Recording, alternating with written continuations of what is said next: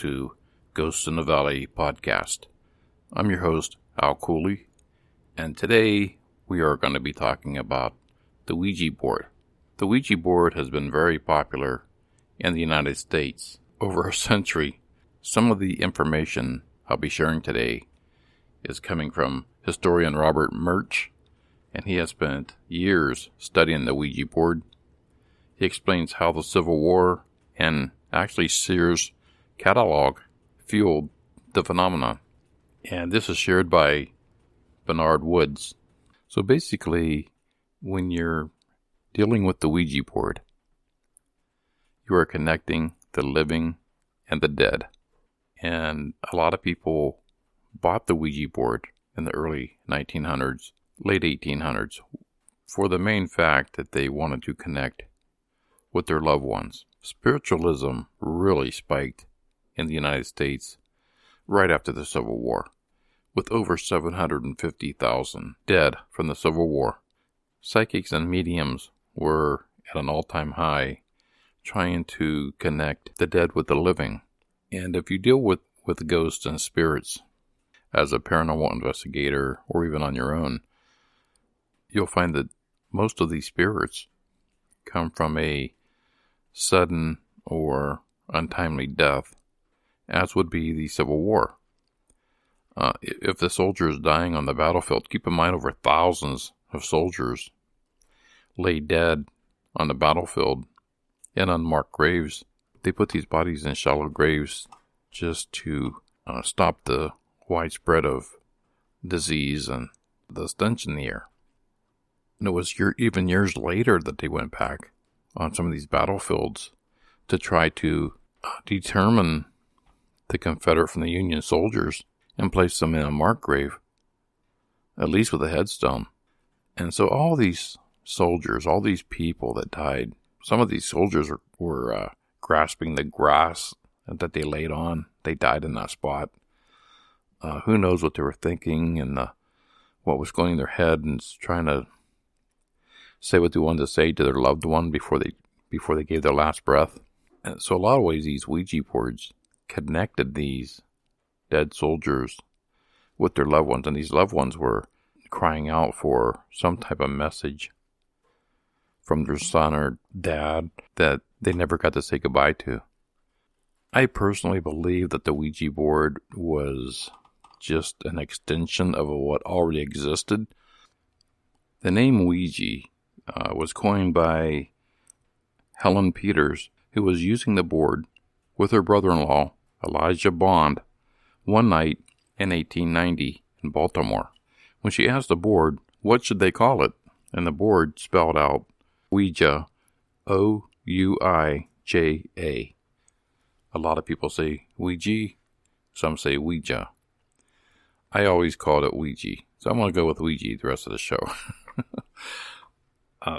And it came with a planchette, and that was the little teardrop device with the little hole in the middle of the glass center that spelled out the words, the letters, and then would answer the question, whatever you asked it.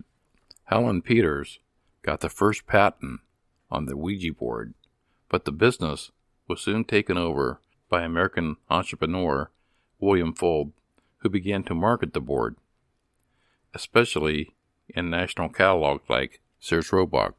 Ouija was the magic game. Remarkable, interesting, mystifying, a great mirth and making game for parties. Apparently answers questions concerning past, present, and future. Reads one ad in the Sears catalog. Now, as the board's popularity and profit margins increased, most of the early investors sought to highlight their role in the creation of the Ouija board. But Helen Peters wanted nothing more to do with it after the board caused serious damage to her family. Some Civil War family heirlooms went missing from Helen Peters' home. Peters asked the Ouija board who had taken them. According to Helen Peters' grandson, the board indicated a member of the family. Half the family believed it, and half the family said bullshit. The event created a conflict that would never be resolved and actually tore the family apart. Now, William Fuld, who took over the Ouija board, had his own Ouija-related family troubles. In 1919, he cut his brother-in-law out of his business, and the two never spoke again. That year was a particularly good one for sales, following a world war and a flu epidemic. In a 1920 article, the New York Times said they compared the Ouija board's popularity to that of bubble gum. And in 1927, the Baltimore Sun reported that Fuld had personally made $1 million from the sales of the board. He continued to open new factories, building the largest 3-story building in Baltimore after the Ouija board itself told him to prepare for a big business. In early 1927, he went up on the roof of the building to supervise the replacement of a flagpole. Now, according to the Baltimore Sun, he was standing near the edge of the roof, holding on to the iron support of the pole to steady himself, and the pole support pulled away and he toppled backwards off the roof. He grabbed hold of the side of a window opening, which suddenly closed, sending him crashing down to the sidewalk below.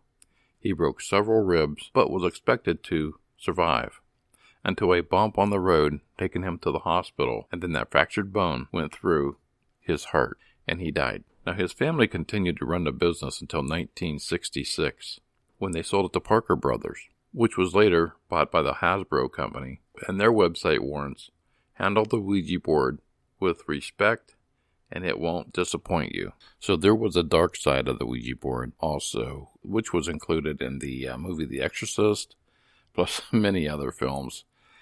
And I know personally, I had the board myself by Parker Brothers, and I myself got rid of the board. In the late 90s, I decided to make a documentary on paranormal and ghosts and spirits. And after speaking with the priest, somewhere along in that conversation, he brought up the Ouija board and said, if you ever come across a Ouija board or a story that involved the Ouija board, to get rid of the Ouija board.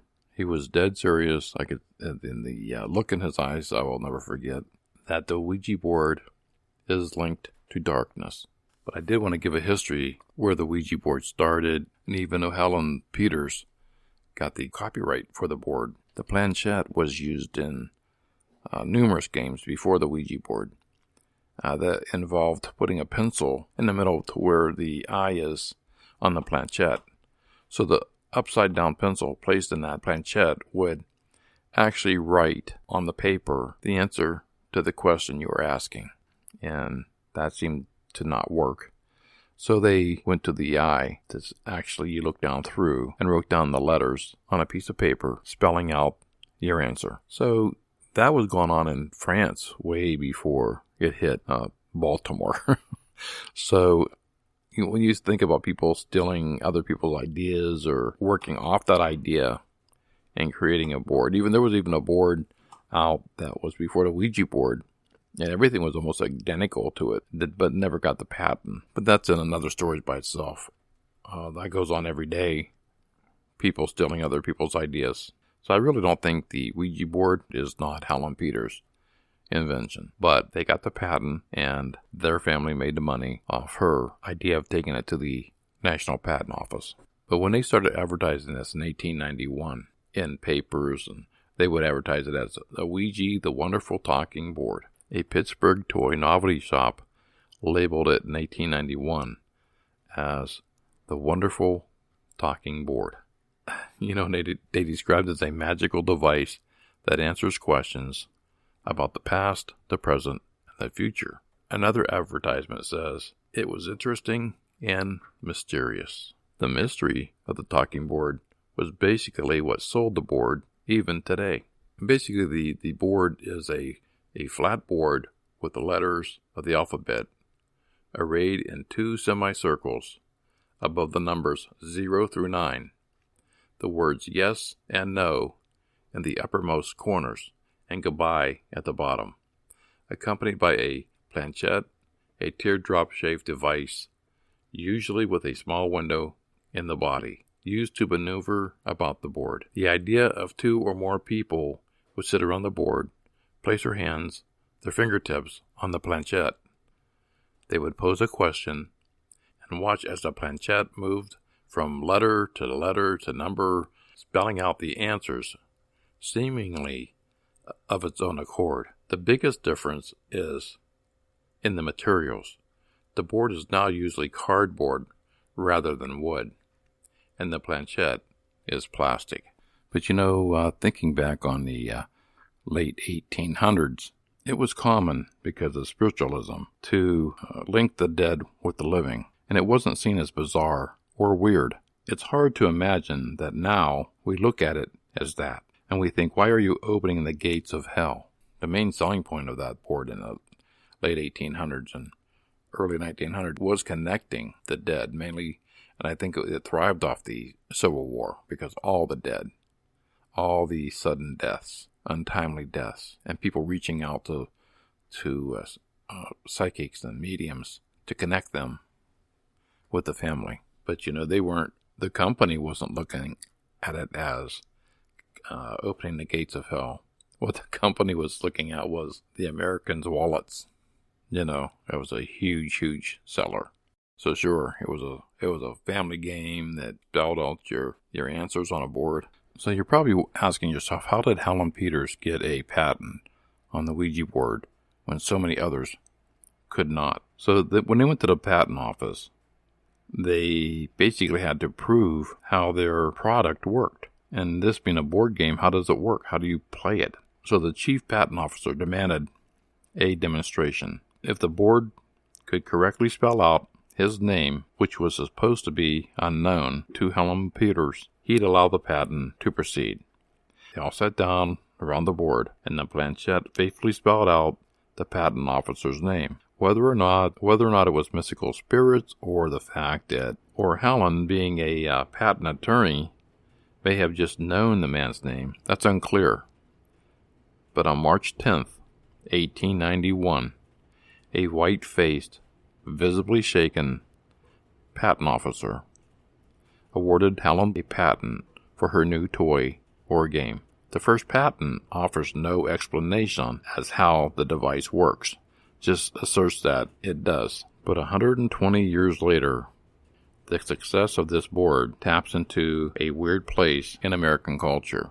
It is marketed as both mystical and also entertaining. Fun with the element of otherworldly excitement. I like that. To me, very dangerous. You're dealing with the dead on a board. You're calling out the dead.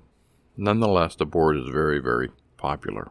So popular that in 5 months in 1944, a New York department store sold 50,000 of them.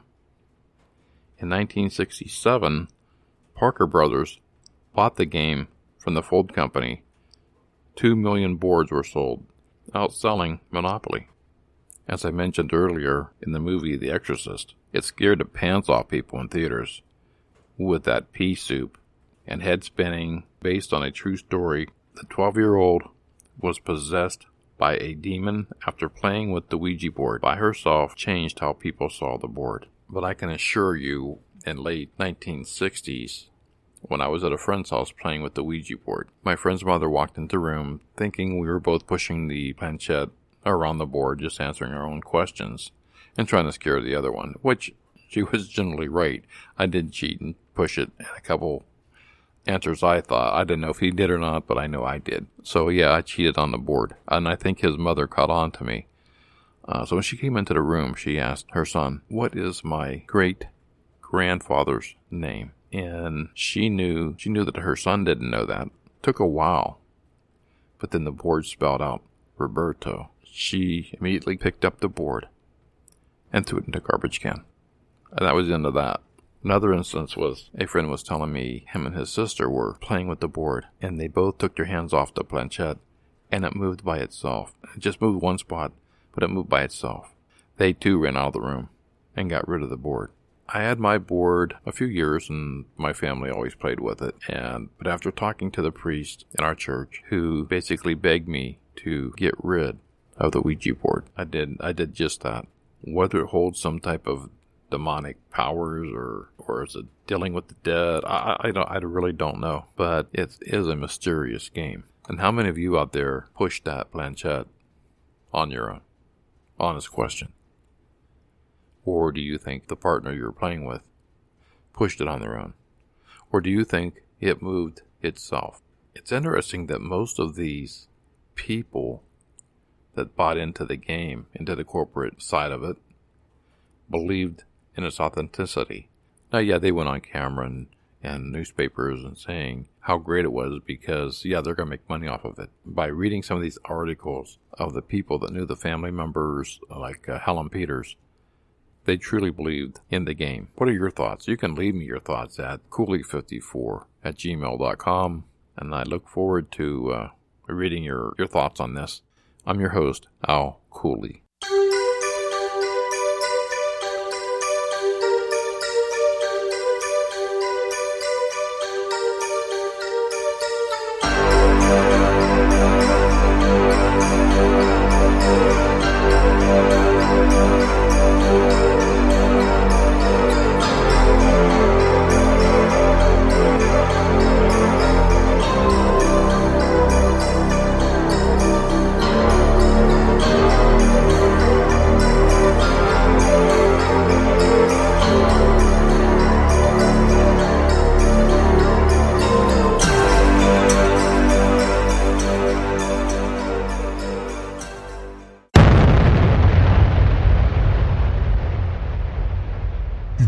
Podcast Network.